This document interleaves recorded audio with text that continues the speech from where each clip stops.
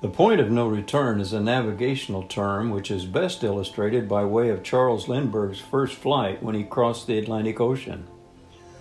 He had come to the time in his flight when he realized he had passed the point of no return.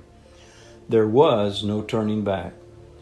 Lindbergh had passed that point of no return when his plane had used so much fuel that it was impossible to turn back to America, and with no other option, he was faced to continue on.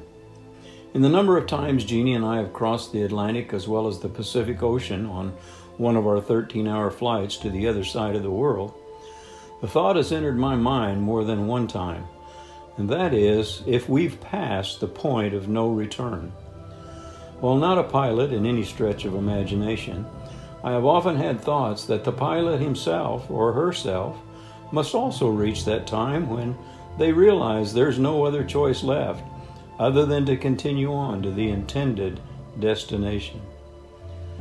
Personally, I believe there comes a point of no return in our prayer life. Perhaps, for instance, you've prayed and prayed regarding your situation. Your prayer could have been for a new job or maybe an advancement in the company.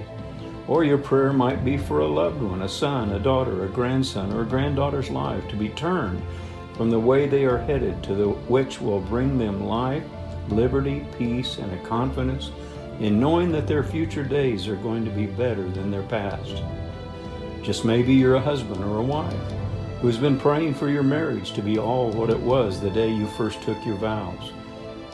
Or your prayer may be for your spouse to consider your feelings as well as their own, that the outbursts of anger that exist in your home be ousted, and that consideration of doing unto others as they want done unto them would be lived out within the walls of your home.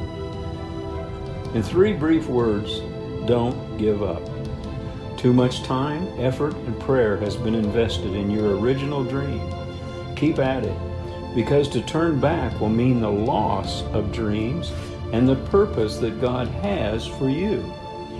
If you will but hold on in faith, accepting that God is present to help, you will see more often than not what you thought impossible has become possible.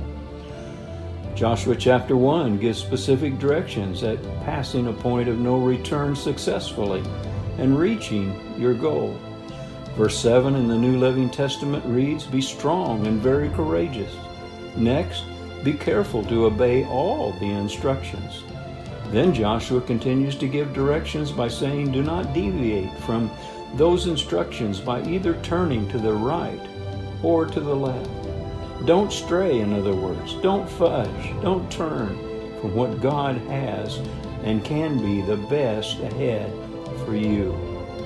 Last, in Joshua 1, we read these words, "Then you will be successful in everything you do." Study this book of instruction continually. Meditate on it day and night so you will be sure to obey everything written in it. Only then will you prosper and succeed in all you do. Every successful person began with a faith that they could succeed.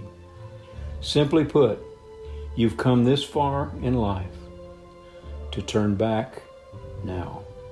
This is Dale and Jeannie. We bring you greetings from CRA Ministries International, Goodyear, Arizona.